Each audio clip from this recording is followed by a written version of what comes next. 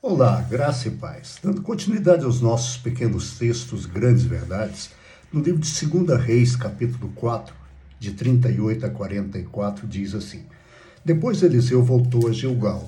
Nesse tempo, a fome assolava a região.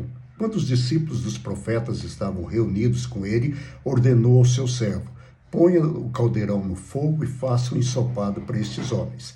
Um deles foi ao campo, apanhou legumes e encontrou uma trepadeira, apanhou algum dos seus frutos e encheu deles o seu manto. Quando voltou, cortou-os em pedaços e colocou-os no caldeirão do ensopado, embora ninguém soubesse o que era.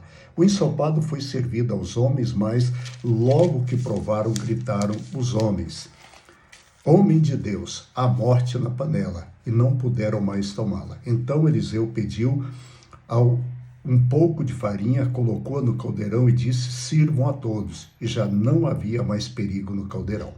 Veio um homem de Baal Salisa, trazendo ao homem de Deus 20 pães de cevada, feita dos primeiros grãos da colheita, e também algumas espigas verdes. Então Eliseu ordenou ao seu servo: Sirva a todos. O auxiliar de Eliseu perguntou: Como poderei servir isso a 100 homens? Eliseu respondeu: Sirva a todos, pois assim diz o Senhor, eles comerão e ainda sobrará. Então ele serviu a todos e, conforme a palavra do Senhor, eles comeram e ainda sobraram. É interessante notarmos que o profeta Eliseu, uma particularidade, meu profeta predileto, ele é um profeta milagreiro. Ele faz muitos milagres. Depois de Jesus na Bíblia, ninguém faz tantos milagres quanto Eliseu.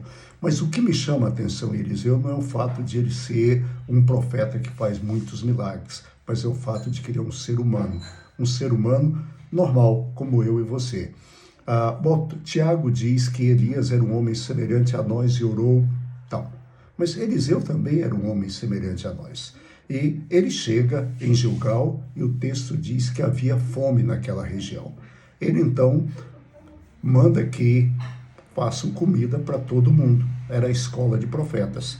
Alguém foi ao campo, pegou uma frutinha lá que ele não conhecia, fez um cozido dela e aí quando comeram viram que era veneno.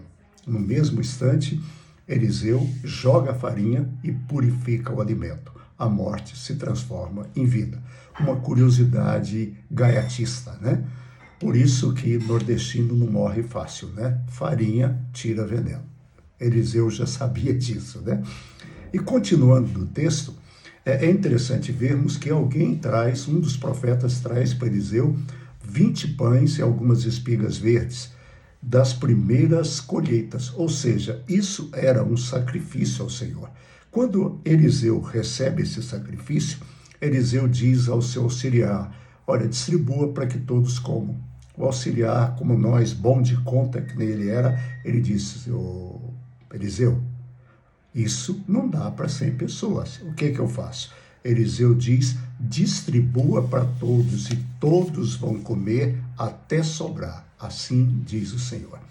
Olhando esses dois parágrafos aqui do livro de 2 Reis, é interessante vermos que nós vivemos num mundo onde o veneno e a fome estão presentes. E nós somos chamados a agir. Nós somos chamados para cortar o efeito do veneno e para dar comida a quem tem fome. Por isso, precisamos agir. E de que forma? Precisamos agir, mas agir sempre na dependência de Deus. Eliseu diz ao rapaz: olha, pode distribuir, porque assim diz o Senhor. Não era a palavra de Eliseu, era a palavra do Senhor. Por isso, ele podia fazer. Segundo, precisamos estar junto das pessoas.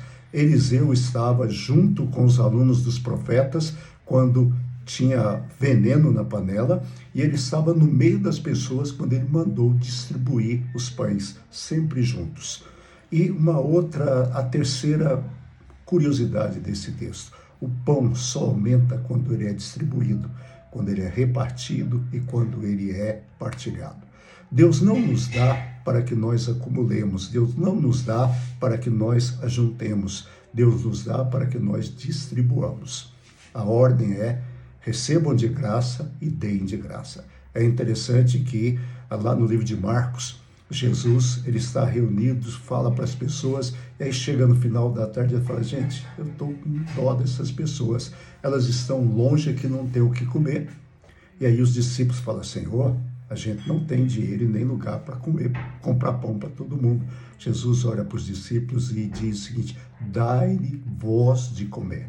Ou seja, quem é responsável pelo alimento material, espiritual, psicológico, somos nós. Então, lembre-se disso.